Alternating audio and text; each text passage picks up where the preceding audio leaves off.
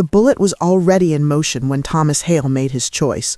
1 second, he was emptying trash cans in the marble lobby of Sterling Tower, the glass and steel monument to wealth that pierced the Chicago skyline. The next second, he was diving across polished floors, his janitor's cart spinning wildly as he threw himself between the gunman and the woman in the Chanel suit. The impact knocked the air from his lungs. Pain exploded across his shoulder, hot and searing as the bullet tore through muscle and bone. He didn't scream. He couldn't. All he could think about was his daughter, Lucy, waiting at home, her math homework spread across their kitchen table, wondering why Daddy was late again. The woman beneath him, Catherine Aldridge, CEO of Aldridge Global and worth $8.7 billion, stared up at him with eyes wide with shock. Blood from his wound dripped onto her pristine white collar. Around them, chaos erupted, screaming, running, security guards shouting into radios. But in that frozen moment, as Thomas's vision began to blur at the edges, Catherine whispered 3 words that would change everything. "Why did you?" He didn't have an answer, not one that made sense. He was a 34-year-old single father making $11 an hour. She was a woman whose decisions moved markets and toppled governments. Their worlds should never have collided.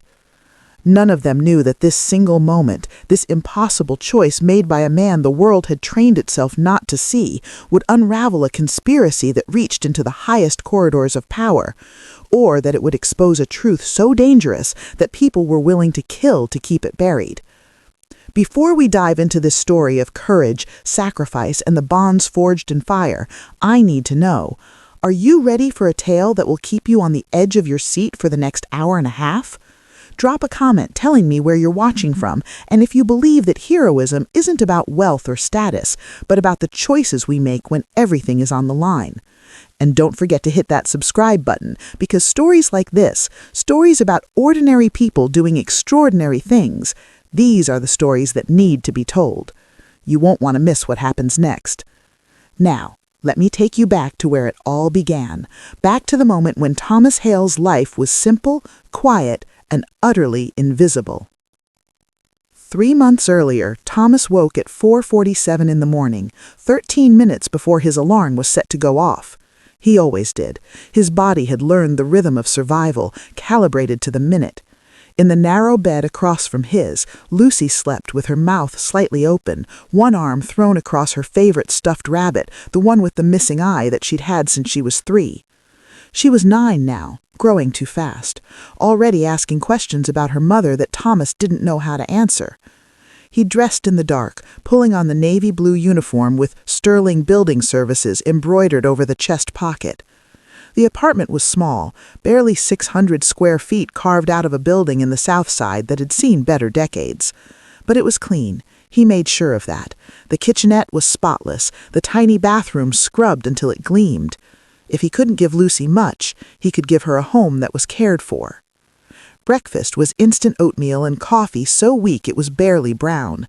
He packed Lucy's lunch, the same as always, peanut butter sandwich, apple slices, carrots, and a juice box.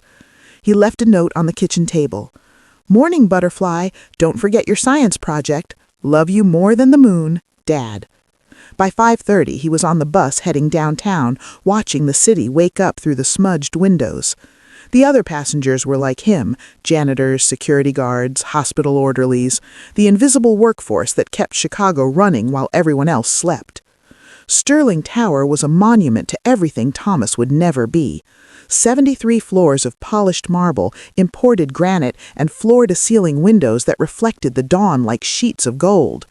The building housed 3 major law firms, 2 investment banks, and the headquarters of Aldridge Global, the tech conglomerate that had revolutionized everything from telecommunications to artificial intelligence. Thomas's job was to keep it pristine. He mopped floors that cost more per square foot than his entire month's rent. He cleaned bathrooms with fixtures plated in actual gold. He emptied trash cans filled with discarded documents worth more than his annual salary. And he was invisible. People walked past him without a glance, executives on their phones, lawyers in $1,000 suits, assistants hurrying with coffee orders. To them, he was furniture, background, Less than furniture, actually, because at least furniture got noticed when it was out of place. But Thomas didn't mind. Invisible meant safe, invisible meant predictable, and predictable is what Lucy needed. His supervisor, a perpetually irritated man named Gerald Kramer, handed out the day's assignments. Hale, you've got floors 50 through 60. Conference rooms need to be perfect by 8. Some big meeting happening. Thomas nodded, grabbed his cart, and headed for the service elevator, the one the building's occupants never saw, hidden behind unmarked doors, the one that smelled like industrial cleaner and floor wax. Floors 50 through 60 belonged to Aldridge Global. Thomas had been cleaning them for 2 years, long enough to learn the rhythms. Catherine Aldridge herself kept an office on 60, though he rarely saw her. She traveled constantly, appearing in the building only for major meetings or crisis management. He'd seen her in person maybe 5 times, always from a distance, always surrounded by a phalanx of assistants and security. She moved through spaces like weather, changing the atmosphere simply by being present. That morning, as Thomas buffed the marble in the 60th-floor reception area, Thomas noticed something odd. The security guard who usually worked this floor, a friendly guy named Pete who always asked about Lucy, wasn't at his post. Instead, there was someone new, younger, harder, the kind of person whose eyes never stopped moving. Thomas filed it away without thinking too much about it. Security rotated sometimes, budget cuts or scheduling changes. It happened. What he didn't know was that this detail, this tiny inconsistency, was the first thread in a tapestry of conspiracy that stretched far beyond anything he could imagine. By 7:30, Thomas had finished the conference rooms and was working his way through the executive offices. Most were empty this early, but a few ambitious vice presidents were already at their desks, staring at multiple monitors with the hollow eyes of people who'd forgotten what sleep felt like. He cleaned quietly, efficiently, a ghost in their peripheral vision. In Catherine Aldridge's outer office, her executive assistant was already there, a sharp woman in her 40s named Patricia Holloway, who had a reputation for being tougher than most of the executives she worked for. She glanced up when Thomas entered. "The inner office, too," she said, which was unusual. Catherine's personal office was normally off-limits when she wasn't in the building. "She's coming in today?" Thomas asked. "Emergency board meeting," Patricia replied, already back to her computer. "And it needs to be spotless. We're talking Wall Street Journal spotless." Thomas wheeled his cart into Catherine's office and stopped despite himself. He'd cleaned this space dozens of times, but it still caught him off guard. Floor-to-ceiling windows offered a view of Lake Michigan that looked like a painting. The desk was a single piece of reclaimed walnut that probably cost more than Thomas would earn in 5 years. The walls held original artwork, not prints, real paintings by artists whose names Thomas recognized from Lucy's library books. But what always struck him was the shelf behind the desk. Among the awards and accolades, the framed magazine covers declaring Catherine one of the world's most powerful women, there was a single photograph, a much younger Catherine, maybe in her 20s, standing next to an older man in front of what looked like a small electronics shop. Both were beaming. The man had his arm around her shoulders. Pride and love radiated from the image. Thomas had learned, through overheard conversations and whispered gossip, that this was Catherine's father, Leo Aldridge, the man who'd started the company in a garage, working 16-hour days to build something from nothing. The man who died of a heart attack just as the company was about to go public, never seeing the empire his daughter would build from his foundation. It was the only personal item in the entire office. Everything else was calculated, professional, but that photo was real. Thomas cleaned the office with extra care. He knew what it was to lose a parent, knew what it was to carry that weight every day. By 8:15, he was back in the service corridors, taking a short break before starting on the next floor. He pulled out his phone, checking for messages. There was one from Lucy's school. Parent-teacher conference scheduled for next Tuesday, 3 p.m. Please confirm attendance. Thomas's jaw tightened. He worked until 5. Missing work meant missing pay. Missing pay meant choosing between groceries and electricity. But Lucy's education wasn't optional. He typed back, "Confirmed, I'll be there." He'd figure out the rest later. He always did. At 8:47, everything changed. Thomas was in the service elevator heading back up to 60 when the emergency alert sounded, a sharp electronic wail that cut through every floor of the building. His first thought was fire drill. His second thought was that fire drills didn't usually come with that particular edge of panic in people's voices. The elevator stopped on 55. Through the doors, he heard running, shouting. Something was wrong. The doors opened. Thomas stepped out cautiously, his cart forgotten. A security guard rushed past, hand on his radio, face pale. Thomas caught fragments. Confirmed threat, lockdown protocol, 60. 60, where Catherine Aldridge was supposed to be arriving for her emergency meeting. Thomas's training told him to stay put, wait for instructions, don't interfere. But something else, some instinct he couldn't name, pushed him toward the emergency stairs. He took them two at a time, his heart hammering against his ribs. The stairwell opened onto the 60th floor lobby, and that's when he saw it. The man with the gun. He was dressed like security, but Thomas recognized him, the new guard, the one who'd replaced Pete. He was standing 20 feet from the main elevators, the weapon held low against his leg, hidden from the cameras, but visible to anyone at the right angle. And walking toward him, flanked by two of her executives and deep in conversation, was Catherine Aldridge. She had no idea. Thomas's brain processed everything in microseconds. The guard's positioning, the way his hand was tightening on the grip, the trajectory between him and Catherine, the fact that her security detail was 3 steps behind her, blocked by the executives. No one else saw. No one knew. Thomas had maybe 2 seconds to make a choice. Every rational thought screamed at him to stay back, to duck into cover, to let the professionals handle it. He had a daughter at home, a daughter who'd already lost her mother, a daughter who needed him alive. But he also had a heart that wouldn't let him watch someone die when he could do something about it. Thomas Hale ran. His work boots slapped against marble. The sound made the gunman turn, surprise flashing across his face for just an instant. That instant was enough. Thomas crashed into Catherine like a linebacker, wrapping his arms around her and using his momentum to drive them both sideways. The gun came up. Thomas saw it happen in slow motion, saw the barrel align, saw the finger squeeze the trigger. The shot was deafening in the enclosed space. Thomas felt the impact in his left shoulder, a sensation like being hit with a sledgehammer wrapped in fire. His legs gave out. He and Catherine went down in a tangle of limbs, sliding across the polished floor. More shots. Different guns this time. Catherine's security detail had finally reacted. The gunman went down, his weapon skittering across the marble.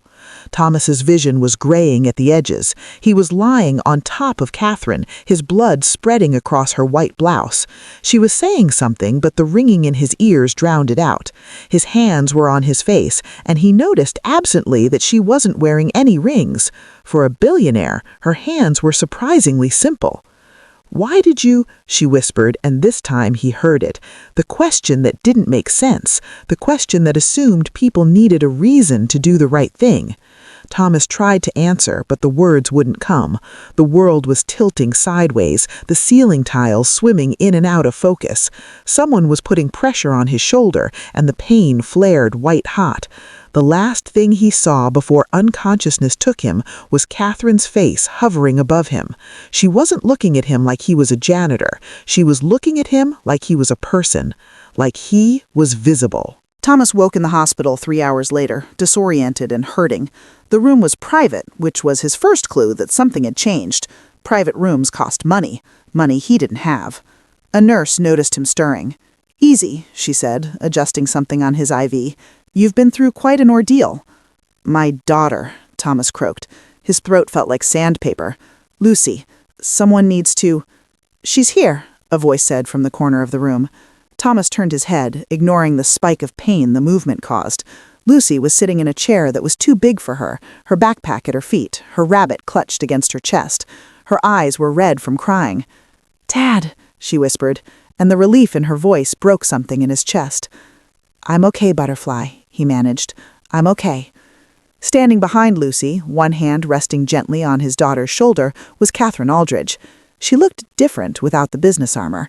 She was wearing jeans and a simple sweater, her hair pulled back in a ponytail. The blood was gone from her clothes, but Thomas could still see the echo of shock in her eyes. "Mr. Hale," she said quietly, "I need to speak with you when you're feeling up to it." "I'm up now," Thomas said, though his shoulder throbbed with every heartbeat. Catherine glanced at Lucy, then back at Thomas. "Perhaps we should—" "She stays," Thomas interrupted. He wasn't about to be separated from his daughter, not after this. Whatever you need to say, you can say it in front of her. Catherine nodded slowly and pulled another chair closer to the bed. She sat, and Thomas noticed that even in jeans, she carried herself like someone accustomed to boardrooms and power lunches, but her eyes were softer than he'd ever seen them. "You saved my life," she said simply. "The doctors tell me that if you'd been 1 second slower, the bullet would have hit me in the chest, center mass. I'd be dead." Thomas didn't know what to say to that. "I just reacted." "You reacted by putting yourself between me and a bullet. You have a daughter, a life, yet you didn't hesitate." Lucy's small hand found Thomas's, squeezing tight. He squeezed back. "The police have questions. So do the FBI. The man who shot you, his name was Craig Westmore, he wasn't actually security. He killed the real guard this morning and took his place. We don't know yet who hired him or why, but they're investigating." "Someone wanted you dead," Thomas said. It wasn't a question. "Someone wants me very dead," Catherine confirmed. A shadow crossed her face. "And I think I know why." She glanced at Lucy again, clearly debating how much to say in front of a 9-year-old. Lucy, for her part, was watching Catherine with the intense focus she usually reserved for science documentaries. "I can't give you all the details yet," Catherine said carefully, "but 2 weeks ago, my company discovered something that certain people would prefer stayed buried. We have evidence of systematic fraud at the highest levels of corporate America, price fixing, market manipulation, bribery of government officials. The scope is massive." Thomas's head was swimming, and not just from the pain medication. "And you were going to expose it?" "We already started the process. The Securities and Exchange Commission has our evidence. So does the Justice Department. But someone decided that killing me would be easier than fighting the charges." Catherine leaned forward slightly. "Mr. Hale." "Thomas," he said. "If we're going to talk about assassination attempts, you might as well call me Thomas." A ghost of a smile crossed her face. "Thomas, thank you. Not just for saving my life, but for—" She paused, searching for words. "For seeing me, not as a CEO or a billionaire or a target, just as a person who needed help." "That's all you are," Thomas said simply. "A person, same as everyone else." Catherine's eyes glistened and she blinked rapidly. "The hospital bills are covered, all of them, and I've arranged for you to have the best care." "I can't afford," Thomas started. "You're not affording anything. I am." Catherine's voice was firm, but not unkind. "And there's more. Your job is protected. Full pay during your recovery. And when you're healed, if you want it, there's a position waiting for you in corporate security. Better hours, better pay, full benefits." Thomas stared at her. "I'm a janitor. I don't know anything about security." "You have instincts that saved my life. That's more valuable than any training." Catherine stood, smoothing her jeans. "But we can talk about that later. Right now, you need to rest. And Lucy?" She looked down at his daughter, her expression softening even further. "Your dad is a hero. I hope you know that." "I do," Lucy said quietly. "He's always been my hero." Catherine left them alone, but Thomas noticed the security guard who remained stationed outside his hospital room. Protection, he realized, in case whoever hired the first assassin decided to try again. That night, after Lucy had fallen asleep in the chair beside his bed, still clutching her rabbit, Thomas lay awake staring at the ceiling. His shoulder ached, his mind raced. Everything had changed in the space of a heartbeat, and he didn't know what came next. What he didn't know was that the real danger was only beginning, and that the conspiracy Catherine had uncovered went deeper and darker than anyone had imagined. The next 3 days blurred together in a haze of police interviews, FBI interrogations, and visits from Catherine's legal team. Thomas answered every question as best he could, though there wasn't much to tell. He'd seen the gun, he'd reacted. That was all. but the questions the investigators asked troubled him. They were less interested in what he'd seen and more interested in what he might know about Catherine, about Aldridge Global, about the evidence she'd supposedly gathered. "Did she ever discuss her work with you?" an FBI agent named Kimberly Torres asked on the third day.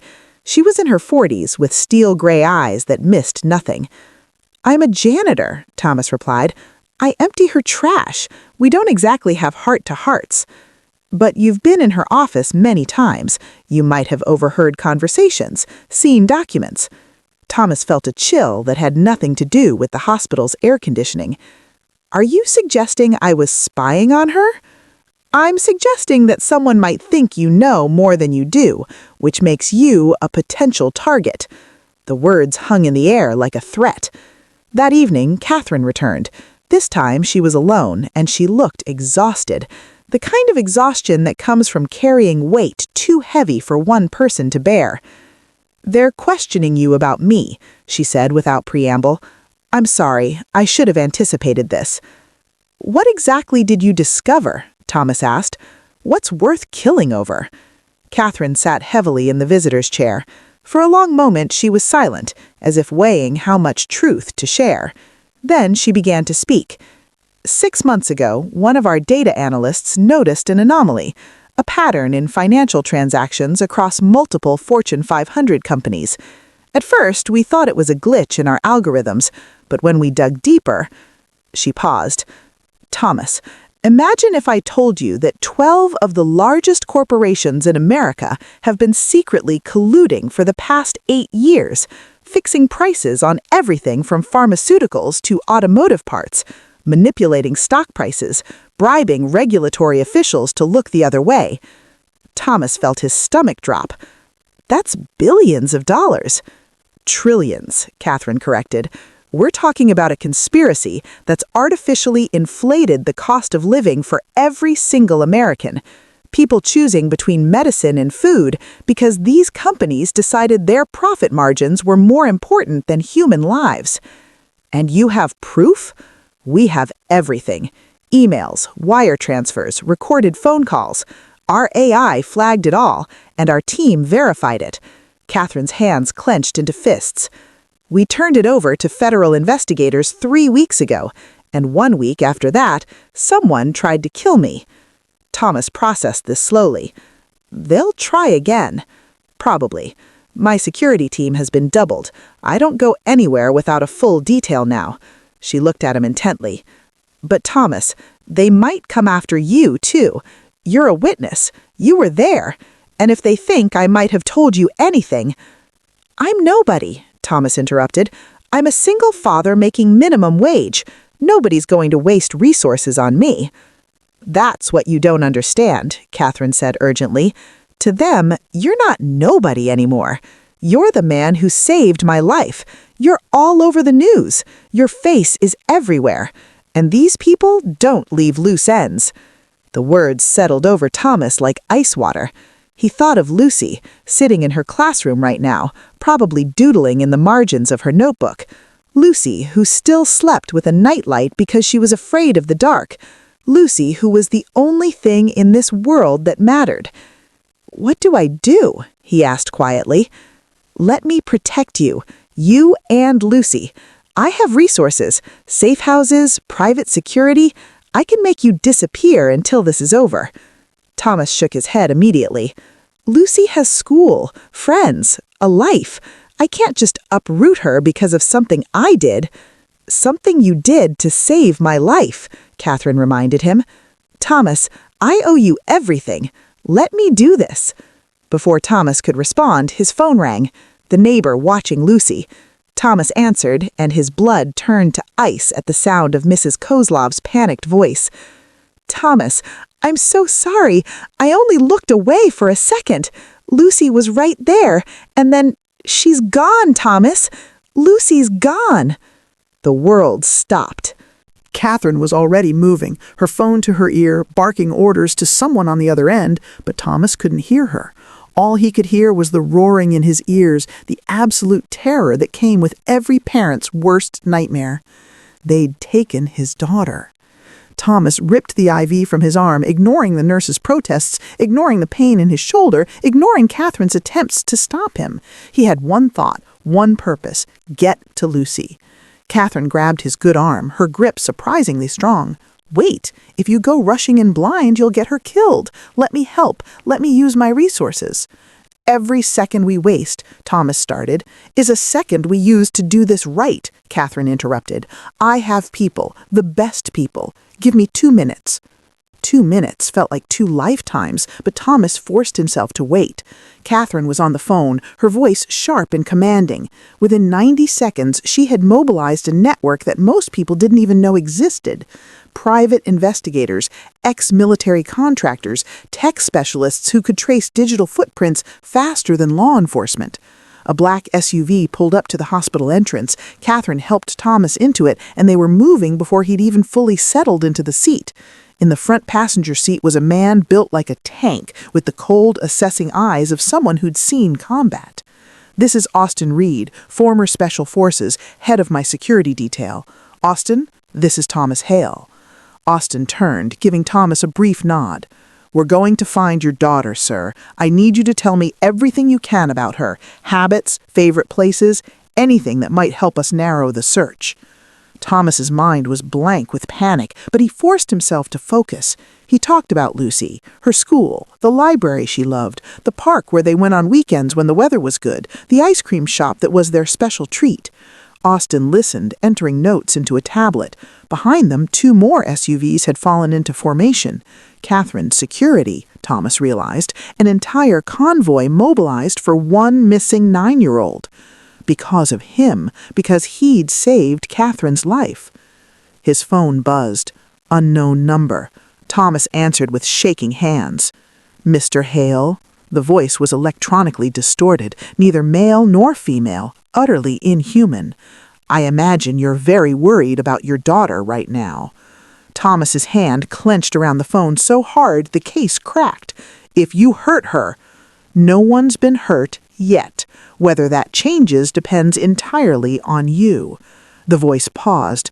"Catherine Aldridge has certain information, digital files to be specific. We want them, all of them, every copy, every backup. In exchange, you get Lucy back unharmed." "I don't have access to," Thomas started, "but Catherine does, and right now she'll do anything you ask. Leverage that. Get the files. Destroy them. Do this, and your daughter comes home. Refuse, and—" The voice trailed off, leaving the threat unspoken. "How do I know she's alive?" Thomas demanded. There was a pause, then Lucy's voice, small and terrified. "Daddy?" "Butterfly!" Thomas nearly shouted. "Are you okay? Did they hurt you?" "I'm scared," whispered Lucy. "I want to come home." "You will, baby, I promise. You're going to come home." Lucy's voice was cut off, replaced by the electronic distortion. "You have 24 hours. We'll send instructions for the exchange. And Mr. Hale, if you involve the police or FBI, Lucy dies. If Catherine doesn't cooperate, Lucy dies. If you try to trick us with fake files, Lucy dies. Are we clear?" "Crystal," Thomas said through gritted teeth. The line went dead. Catherine was staring at him, her face pale. She'd heard enough to understand. "What do they want?" "Everything," Thomas said hollowly. "All your evidence, every file, every backup. They want it destroyed." "And if I refuse?"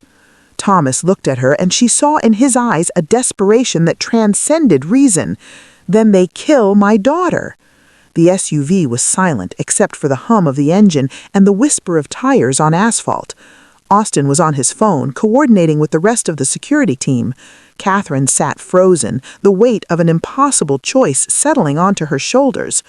"The evidence I have," she said slowly, "it's the only leverage against these people. If I give it up, they'll get away with everything. Billions of dollars in fraud, price manipulation that's hurt millions of people. They'll keep doing it over and over because they'll know they can do it." "I know," Thomas said. His voice was barely a whisper. "But you want me to do it anyway." "She's 9 years old, Catherine. She has nothing to do with this. She's innocent." So are the people dying because they can't afford medicine that's been artificially inflated by 400%, Catherine said, but there was no accusation in her voice, just anguish.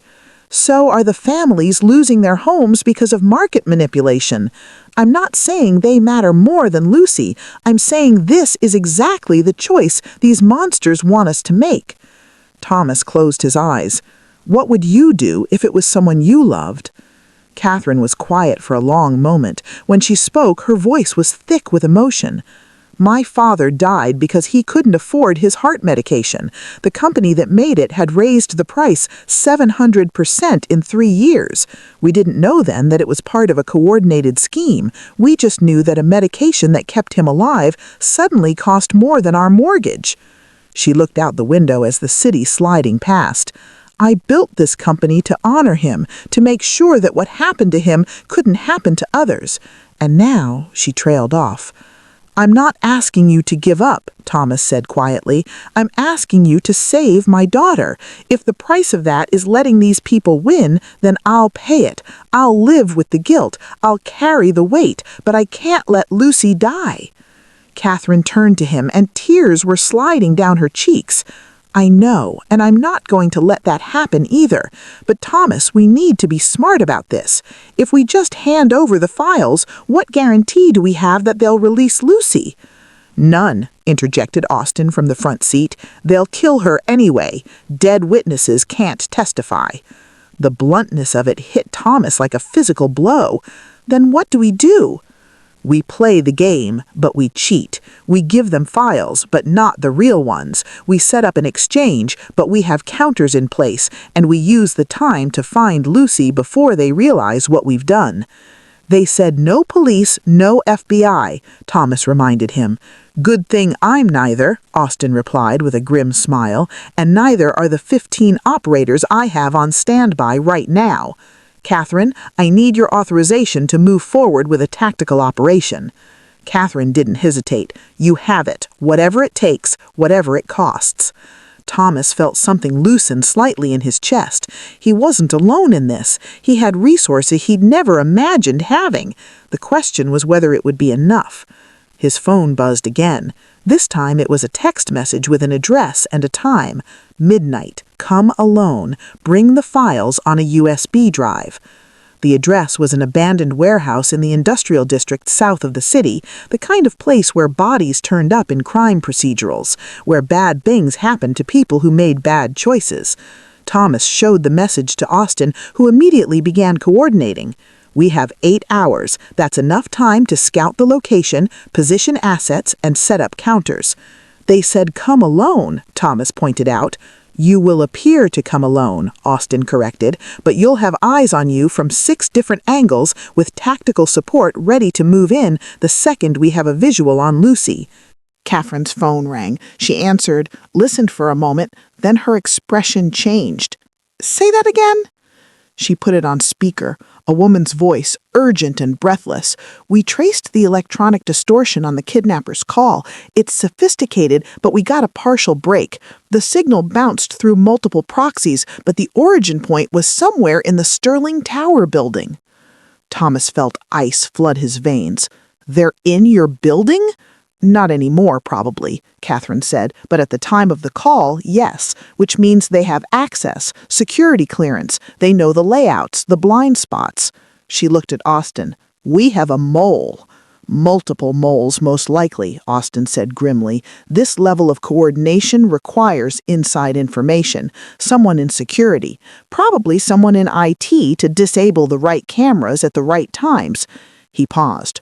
We're going to need to move carefully. If they realize we're onto them, they might panic and move Lucy.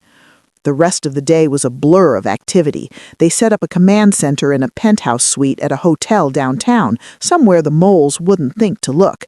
Catherine's tech team worked on creating fake files that would pass a surface inspection. Austin's people scouted the warehouse, using drones and long-range cameras to map every entrance and exit. And Thomas sat and tried not to fall apart. At one point, Catherine brought him coffee and sat beside him. Tell me about her, about Lucy. Thomas found himself talking, the words spilling out like water from a burst dam.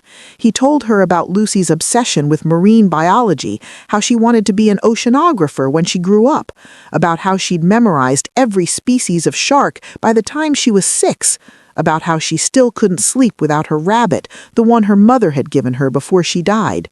"Her mother," Catherine said gently. "What happened?" "Car accident. Lucy was 2. A drunk driver ran a red light, killed her instantly. I was at work. I got the call and—" He couldn't finish. "I'm so sorry." Lucy doesn't remember her much, just fragments, the smell of her perfume, the sound of her laugh.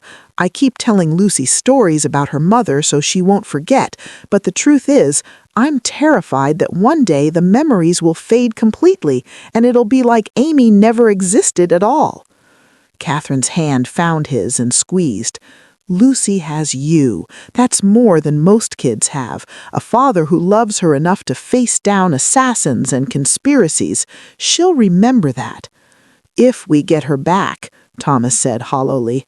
"When we get her back," Catherine corrected firmly. "Now, I need you to do something for me right now.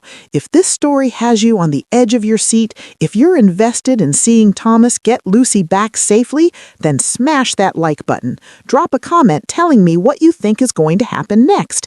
And if you haven't already, hit subscribe and turn on notifications, because this story is about to take some turns you won't see coming. We're going deep into a conspiracy that goes higher than anyone imagined, and you're not going to want to miss a single moment. Plus, I've got more stories like this coming, stories of courage and sacrifice that'll keep you up at night. Now, let's get back to it, because things are about to get intense." At 11:30, Thomas stood in the parking lot of an all-night diner 3 blocks from the warehouse. He was alone, or at least appeared to be. In his pocket was a USB drive containing files that Catherine's team had spent hours making look authentic. In his other pocket was a small earpiece connected to Austin's command channel. "Radio check," Austin's voice came through, barely a whisper. "Copy," Thomas said quietly. "We have eyes on the warehouse, 2 heat signatures on the 2nd floor, eastern corner. One appears smaller, likely Lucy. The other is adult-phased, probably a guard." Thomas's heart leaped. She was alive. "What about the others?" "We're counting at least 4 more signatures scattered throughout the building. They're expecting trouble. This is a professional operation." "Can you get to Lucy before the exchange?" "Not without risk," Austin admitted. "The guard is within arm's reach of her at all times. If we breach early and they hear us coming, he could hurt her before we reach them. Our best play is to wait until the exchange starts, when their attention is divided." Thomas checked his watch. 11:45. 15 minutes. "Thomas?" Catherine's voice came through the earpiece. "You don't have to do this. We can send someone else, someone trained." "They asked for me. If I'm not the one who shows up, they might bolt, or worse." "Then be careful, and remember, you're not alone. We're with you every step." Thomas started walking. The warehouse loomed ahead, a massive structure of rusted metal and broken windows. Most of the streetlights in this area had been shot out or simply stopped working years ago. The darkness was thick, oppressive. He approached the main entrance, a rolling door that had been forced partially open. The gap was just wide enough for a person to slip through. He did, his heart hammering so hard he thought they must be able to hear it. Inside, the warehouse was a maze of old machinery, wooden crates, and shadows. A single work light hung from a beam 20 feet away, creating a pool of illumination in the center of the vast space. "Walk toward the light, Mr. Hale," the electronically distorted voice echoed from speakers somewhere in the darkness. "Slowly, hands where we can see them." Thomas complied, moving into the light. It was too bright after the darkness, making him squint. He couldn't see past the immediate circle of illumination. "Do you have the files?" "I have them," Thomas said, pulling out the USB drive and holding it up. "All of them? Every backup?" "Everything Catherine has access to. I did what you asked. Now give me my daughter." There was a pause, then, "Not quite yet. First, we verify the files are authentic. Set the drive on the ground and step back." Thomas did. A figure emerged from the shadows, face covered by a ski mask. He picked up the drive, then pulled out a laptop from a bag slung over his shoulder.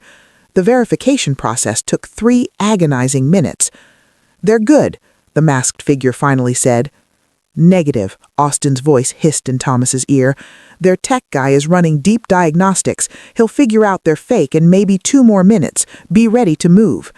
Thomas's muscles tensed. "The files are good. Now where's my daughter?" "Patience, Mr. Hale," the distorted voice carried a note of amusement. "We have a few more questions for you. Starting with, how much did Catherine tell you about our operation?" "Nothing. I'm a janitor. She doesn't share corporate secrets with the cleaning staff." "But you've been in her office. You've seen things." Thomas's blood ran cold.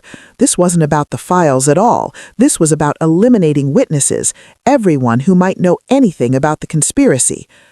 "I've seen the trash I empty," Thomas said carefully. "That's all." "We have a problem," Austin's voice came urgently. 3 new vehicles just pulled up outside. We're counting at least 8 additional hostiles. Thomas, this is a trap. They're planning to kill you and Lucy both. We need to move now." Before Thomas could react, the lights in the warehouse suddenly blazed to life. All of them. The space was instantly illuminated, revealing figures positioned on catwalks above, behind machinery, in doorways, all of them armed. And standing on a second-floor platform, clearly visible now, was Lucy. She was bound to a chair, tears streaming down her face.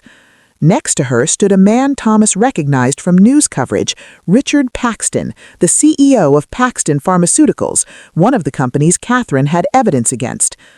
"You lied to me, Mr. Hale," the distorted voice said, and now Thomas could see it was coming from Paxton himself, holding a small device that altered his voice. "These files are forgeries. Clever forgeries, I'll admit, but forgeries." Thomas's mind raced.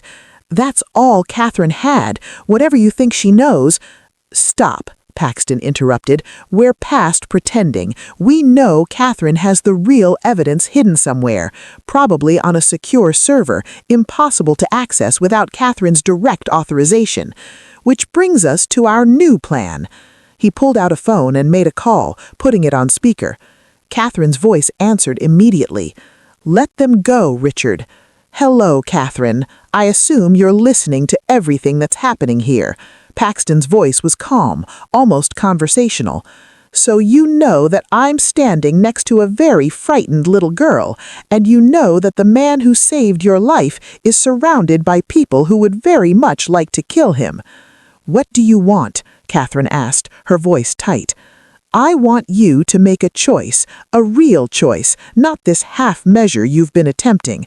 Paxton gestured to one of his men, who immediately pressed a gun to Lucy's head. The little girl whimpered, and Thomas felt something break inside his chest. "You're going to give me access to your secure servers, the real evidence, all of it. You're going to watch me delete every file, every backup, every trace, and you're going to do it in the next 5 minutes, or I'm going to kill this child while her father watches." "Catherine, don't," Thomas called out. "Don't let them." One of the men near Thomas hit him in the stomach with a rifle butt. He doubled over, gasping.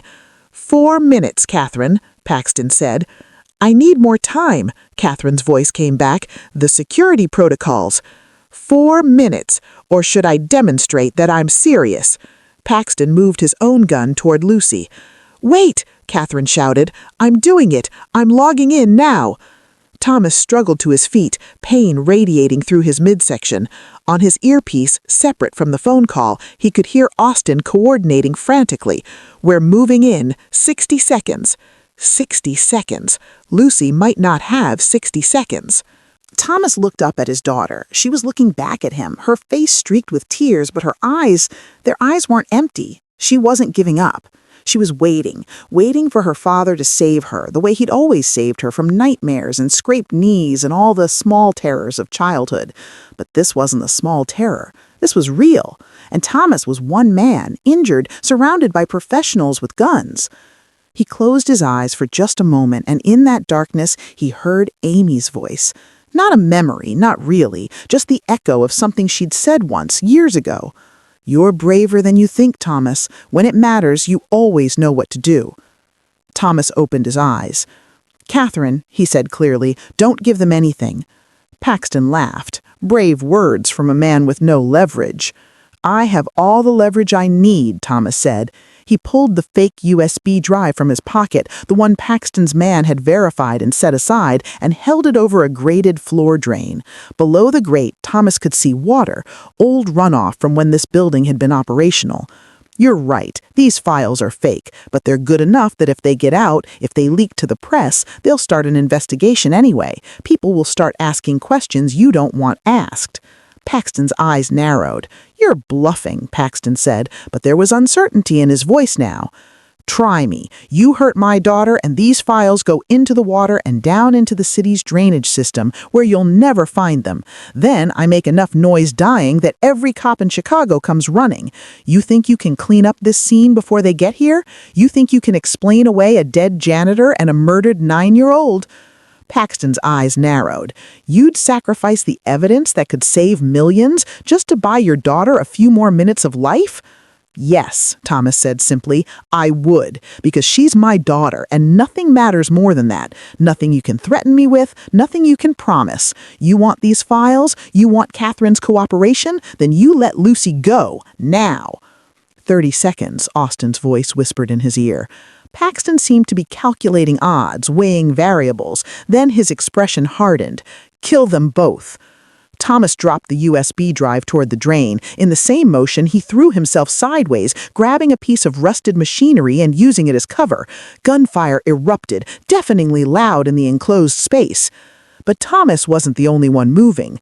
The warehouse's exterior walls suddenly exploded inward in 3 places. Flash-bang grenades detonated, filling the space with blinding light and concussive sound. Austin's team came through the breaches like avenging angels, their movements precise and devastating. The firefight lasted maybe 20 seconds. Paxton's men were professionals, but Austin's team were elite operators, and they'd had the element of surprise. When the smoke cleared, 6 of Paxton's people were down, neutralized with non-lethal rounds. The others had their hands raised in surrender. Austin himself had gone straight for the second floor. Thomas watched through the clearing smoke as the operator reached Lucy, cut her restraints, and shielded her body with his own. The guard next to her was on the ground, unconscious from a taser round. Paxton was running. He'd made it to a back exit during the chaos, and now he was sprinting into the darkness beyond the warehouse. Without thinking, Thomas ran after him. His shoulder screamed in protest. His bruised stomach ached with every step, but he didn't stop, couldn't stop. This man had threatened his daughter, had put her through hours of terror, had been willing to kill a child to protect his profit margins. Thomas caught up to Paxton in a narrow alley behind the warehouse. The older man spun, raising his gun, but Thomas was faster. Years of physical labor had left him stronger than he looked. He crashed into Paxton, driving them both into the grimy brick wall. The gun went flying. The 2 men grappled, fighting with the desperation of people who knew this was the end. Paxton got in a good hit, splitting Thomas's lip. Thomas returned with a punch to the ribs that drove the air from Paxton's lungs. "You would have killed her," Thomas growled, slamming Paxton against the wall again. "A 9-year-old child. For what? Money? Your stock price?" "You don't understand," Paxton gasped. "The amount of money at stake. Billions. People have died for less." "Not children," Thomas said. "Never children." Footsteps behind him. Austin and 2 of his team, weapons raised. "Thomas, step back. We've got him." Thomas released Paxton, who slumped against the wall. As Austin's people secured him with zip ties, Thomas turned and walked back toward the warehouse, toward Lucy. She was standing in the doorway, wrapped in someone's tactical jacket, still holding her rabbit. When she saw Thomas, she ran to him and he caught her in his good arm, lifting her despite the pain, holding her as if he'd never let go. "Daddy," she sobbed into his shoulder, "I was so scared." "I know, Butterfly, I know, but you're safe now. You're safe." Catherine appeared beside them, and for a moment the 3 of them just stood there in the cold night air, survivors of something that should have destroyed them. Sirens wailed in the distance. The real police were coming now, called by Austin once the situation was secure. There would be questions, investigations, arrests. The conspiracy Catherine had uncovered wouldn't stay buried. Not after this. Paxton's attempted murder of a child would be the thread that unraveled everything. "Thank you," Catherine said softly, "for not giving up, for not letting me sacrifice the evidence." "Thank you for saving my daughter," Thomas replied. "We saved each other," Catherine corrected. "That's what people do." 3 weeks later, Thomas stood in a different office in Sterling Tower, not the executive floor this time, but a comfortable space on the 45th floor with a view of the city and a desk that didn't have a single cleaning supply on it. The plaque on the door read, "Thomas Hale, Director of Corporate Ethics and Security." It was strange wearing a suit instead of a janitor's uniform, strange sitting in meetings where people listened when he spoke, strange being visible after so many years of being deliberately unseen. But it was good strange, the kind of strange that meant Lucy could have new shoes when she needed them, not just when the old ones completely fell apart, the kind that meant Thomas could afford the parent-teacher conferences without choosing between that and groceries. The conspiracy Catherine had uncovered was unraveling in spectacular fashion. Paxton was the first to break, offering testimony in exchange for a lighter sentence. His cooperation led to arrests across multiple companies, multiple states. The fraud scheme was bigger than anyone had imagined. 17 companies, over $200 billion in illegal profits. But more than the money, more than the arrests, what mattered was the change it sparked. Congress held emergency sessions. New regulations passed with bipartisan support. Whistleblower protections strengthened. The public's eyes had been opened to just how corrupt the system had become, and they were demanding accountability. And it had all started with one janitor making one impossible choice. There was a knock on Thomas's office door. Catherine entered, carrying 2 cups of coffee. She'd been here a lot over the past weeks as they worked together to rebuild trust in Aldridge Global and establish new oversight protocols. But Thomas suspected the visits weren't entirely professional. The way she smiled when she saw him, the way she always found excuses to extend their meetings, the way she'd shown up at Lucy's science fair last week and spent an hour listening to his daughter explain the life cycle of jellyfish. "How's the new job treating you?" Catherine asked, handing him a coffee. "It's terrifying," Thomas admitted. "Half the time I feel like I'm in over my head." "You saved my life with no training and took down a corporate conspiracy with nothing but courage and stubbornness. I think you can handle a management position." Thomas smiled. "Fair point." Catherine sat in the chair across from his desk, and for a moment they just looked at each other.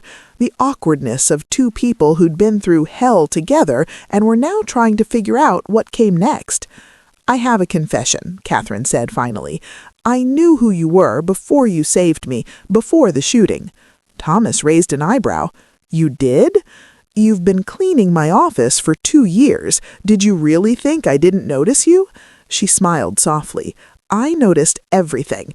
The way you always left my father's photo perfectly centered on the shelf. The way you'd carefully organize my papers if they'd gotten scattered. Small things, considerate things." "I was just doing my job," Thomas said, but he felt heat rising in his cheeks. "No, you were being kind to a stranger who never even acknowledged your existence. That says something about who you are." Catherine leaned forward slightly. "Thomas, I know this is complicated. I'm your boss. We come from different worlds. But these past weeks, working with you, watching you be a father to Lucy, seeing how you treat people—" She trailed off, seeming unusually uncertain for someone who regularly made billion-dollar decisions. Thomas found himself leaning forward too, closing the distance between them. "Catherine, are you asking me out?" "I think I am. Is that wildly inappropriate?" "Probably," Thomas said. "But then again, everything about our relationship so far has been wildly inappropriate. We might as well commit to the theme." Catherine laughed, and the sound was bright and genuine. "Dinner, then, Saturday night? Somewhere that doesn't involve conspiracies or attempted murder." "I'd like that," Thomas said, "but I need to check with Lucy first. She has final approval on any major life decisions." "Of course," Catherine said. "I wouldn't expect anything less." They talked for another hour, the conversation flowing easily from work to personal topics and back again. When Catherine finally left, Thomas sat back in his chair and looked out at the city. 6 months ago, he'd been invisible, a janitor going through the motions, surviving but not really living. Now he had a career, a future, and the possibility of something he'd thought he'd never have again: love. All because he'd made one choice, one impossible, terrifying, illogical choice. That evening, Thomas picked up Lucy from school. She climbed into the car wearing her backpack and a huge smile. "Guess what?" she said immediately. "What?"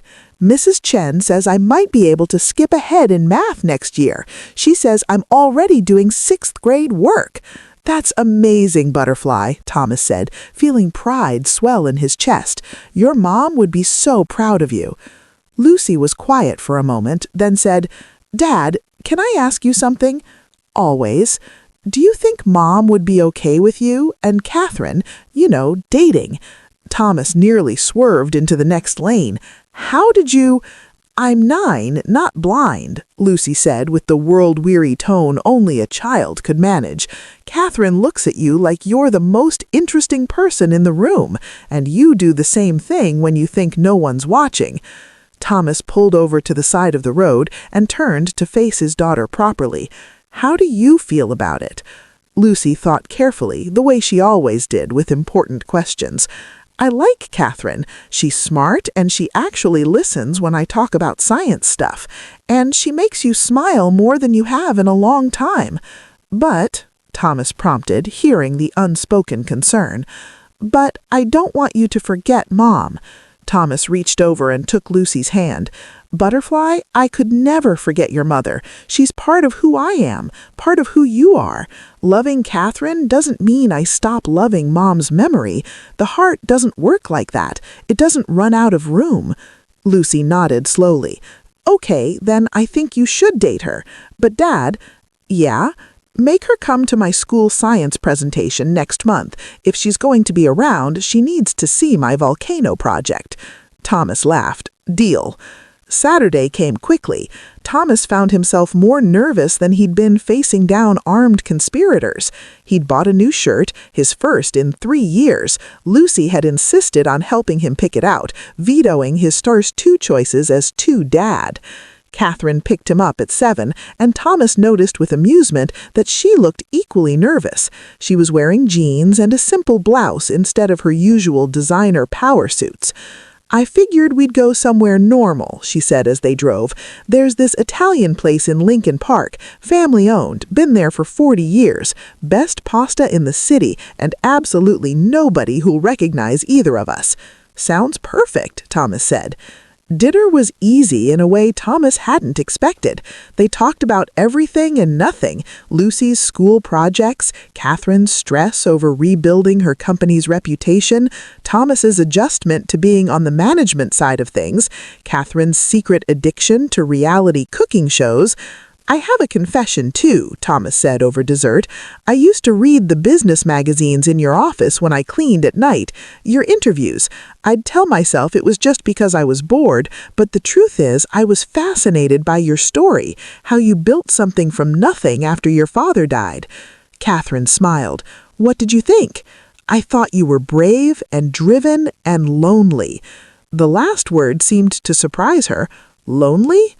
Every interview, every profile, they talked about your success, your wealth, your power, but they never talked about you as a person, what you liked, what made you happy.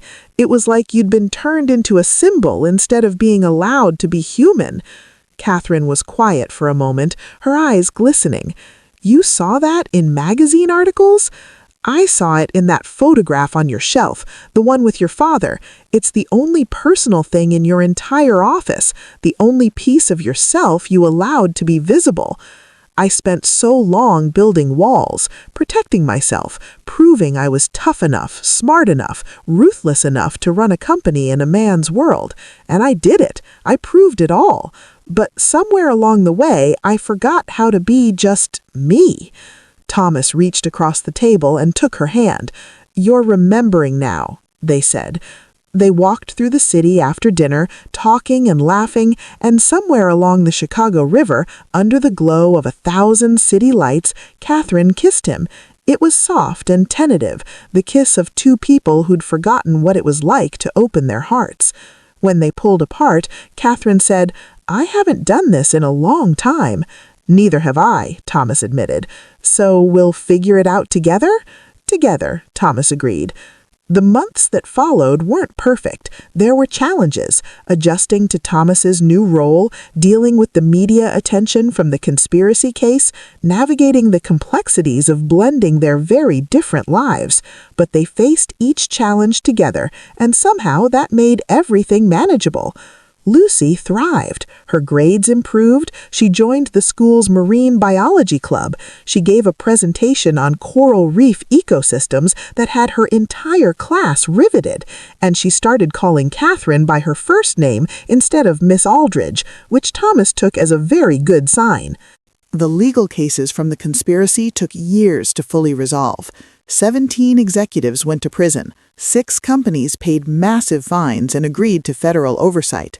Pharmaceutical prices began to drop. Market manipulation decreased. It wasn't a complete victory. Corruption never completely disappeared, but it was real change, tangible improvement in millions of lives. And it had all started because one janitor refused to stand by and watch someone die. 2 years after the shooting, on a sunny Saturday in May, Thomas found himself standing in a different kind of formal setting. Not a courtroom this time, but a small garden filled with flowers and close friends. Lucy stood beside him in a lavender dress, holding a small basket of rose petals. She was 11 now, taller, but still clutching that same worn rabbit under one arm. "You ready for this, Dad?" Lucy whispered. "Terrified," Thomas whispered back, "but ready." Music began to play. At the other end of the garden path, Catherine appeared. She was wearing a simple white dress, no designer label, no ostentatious display of wealth, just a woman in love walking toward the man who'd changed her life. As she approached, Thomas thought about the journey that had brought them here, from invisible janitor to this moment, from lonely billionaire to someone who'd learned to open her heart, from separate worlds to one shared life. When Catherine reached him, she smiled and took his hands. The officiant began to speak, but Thomas barely heard the words. He was too busy looking at Catherine, at Lucy, at the small gathering of people who'd become their family. Austin was there, having transitioned from head of security to genuine friend. Mrs. Kozlov from their old neighborhood, who'd watched Lucy grow up. Patricia, Catherine's assistant, who'd become a fierce protector of their relationship. And others, a community built not on wealth or status, but on shared struggles and mutual care. The vows were simple: promise to be honest, to support each other, to face whatever came next as partners. Thomas meant every word, and he could see in Catherine's eyes that she did too. When the officiant pronounced them married and they kissed to applause and cheers, Thomas felt something he hadn't experienced in years: complete and utter peace. At the reception afterward, Lucy cornered both of them with that serious expression she got when she had something important to say. "I have a question," announced Lucy. "Since you're married now, does that mean Catherine is technically my mom?" Catherine knelt down to Lucy's level. "I would never try to replace your mother. She'll always be your mom. But if you want, I could be something else. A second mom, maybe? Or a bonus mom?" Lucy considered this gravely. "How about just Catherine who loves me?" "I think that's perfect," Catherine said, pulling Lucy into a hug. Thomas watched them, his wife and his daughter, and felt tears prick his eyes. Happy tears this time. Later, as the sun began to set and the party wound down, Thomas found himself standing alone for a moment, looking out over the garden. He thought about the path that had led him here, about the years of invisibility, the moment of choice, and the cascade of consequences that had followed. Catherine appeared beside him, slipping her hand into his. "What are you thinking about?" she asked. "About choices," said Thomas, "about how one moment can change everything. If I hadn't run that day, if I'd stayed invisible—" "But you didn't," Catherine said gently. You chose to be brave, and that choice saved my life, which led to exposing the conspiracy, which led to real change, which led to us." "Butterfly effect," Thomas said with a small smile. "One small action, ripples spreading outward." "Nothing about what you did was small," corrected Catherine. "You saw someone in danger and refused to look away. In a world that teaches people to mind their own business, to stay safe, to be invisible, you chose to be seen. That's everything." They stood together in the fading light, and Thomas thought about the man he'd been 2 years ago, the janitor who believed he had nothing to offer beyond clean floors and emptied trash cans. That man would be shocked to see where life had taken him. But maybe, Thomas thought, that man had always been here. Maybe he'd just been waiting for the moment when being invisible was no longer an option, when the only choice was to step forward and be counted. Lucy ran up to them, breathless and laughing. "Dad, Catherine, they're about to cut the cake and I get to help." Thomas scooped her up, spinning her around despite her protests that she was too old for that. Catherine laughed, and the sound was like music. In that moment, watching the last golden rays of sunlight paint the garden in shades of amber and rose, Thomas Hale understood something fundamental. Heroism wasn't about grand gestures or perfect planning. It wasn't about being fearless or having all the answers. It was about showing up, about making the choice to care even when it was dangerous, about refusing to let the world make you so small that you forgot you mattered. He'd been invisible for so long, a ghost in his own life, but he'd never actually been small. None of them were, not the janitors or the security guards or the nurses working double shifts or the single parents holding everything together with hope and determination. They'd always been heroes. They'd just been waiting for their moment. And when that moment came, when the choice was between safety and courage, between invisibility and action, they'd know what to do. They'd run toward the danger, not away from it. They'd protect the innocent no matter the cost. They'd stand up, speak out, and refuse to be silenced. Because that's what heroes do. Not because they're powerful or wealthy or special, but because they're human. And being human means caring about each other even when it's hard, especially when it's hard. Thomas set Lucy down and took Catherine's hand. Together, the three of them walked back toward the celebration, toward friends and laughter, and a future that suddenly seemed bright with possibility. Behind them, the sun completed its descent, painting the sky in shades of purple and gold. A new day was coming, and for the first time in a long, long time, Thomas Hale was ready for it. Not as a janitor trying to stay invisible, but as himself, fully seen and fully alive. The night ended with dancing and toasts and Lucy falling asleep on Austin's shoulder while he told elaborate stories about tactical operations that may or may not have been entirely true. Thomas and Catherine stayed up late, sitting on the garden wall, watching stars appear in the darkening sky. "Do you ever wonder what would have happened if you'd made a different choice that day?" Catherine asked. Thomas considered. "Sometimes, but then I remember something my wife Amy used to say. She believed that we're all exactly where we're supposed to be, that every choice, every path leads us to the people we're meant to find."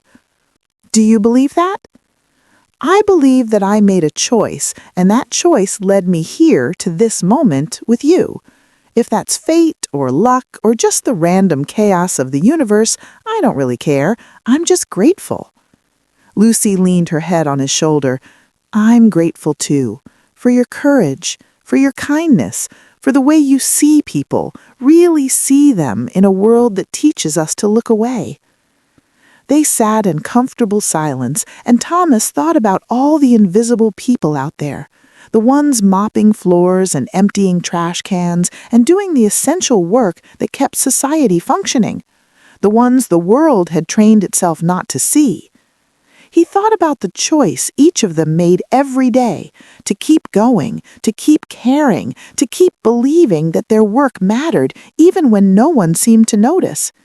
And he thought about what might happen if more people chose to see them, to recognize their value, to understand that heroism wasn't about capes and powers, but about showing up every day and doing what needed to be done even when it was hard. Maybe that was the real change that needed to happen, not just exposing corruption or reforming systems, but transforming how people saw each other. Teaching a world that had forgotten how to notice that every person mattered. Every story had value. Every life held the potential for extraordinary courage. Thomas Hale had been invisible for 15 years, but he'd never been worthless. He'd never been insignificant. He'd just been waiting for his moment to prove it. And when that moment came, he'd been ready. Not because he was special, but because he was human. And sometimes being human is the most heroic thing of all. The story of Thomas Hale reminds us that heroism lives in all of us, waiting for the moment when we must choose between comfort and courage. It shows us that one person's choice can ripple outward, changing lives, exposing truth, and inspiring others to find their own bravery. Most importantly, it proves that those who seem invisible are often the ones who see most clearly, that those dismissed as unimportant often hold the most important values: compassion, integrity, sacrifice. Thomas Hale was a janitor, a single father, a man the world had trained itself not to see. But he was also a hero. And his story is a reminder that heroism isn't about what you have or who you are. It's about what you do when everything is on the line. It's about the choice you make when no one is watching. It's about refusing to be invisible when someone needs you to be seen. If you were in Thomas's position, would you have made the same choice? Would you risk everything for a stranger? Share your thoughts in the comments below. And if this story moved you, if it reminded you that ordinary people can do extraordinary things, then share it with someone who needs to hear it. Because stories like this, stories about courage and sacrifice and love, these are the stories that change the world. One choice at a time, one person at a time, one hero at a time. Thank you for spending this time with me, hearing Thomas's story. Remember that you matter, your choices matter, and when your moment comes, you'll know what to do. Be brave, be kind, be visible, and never underestimate the power of one person who refuses to look away.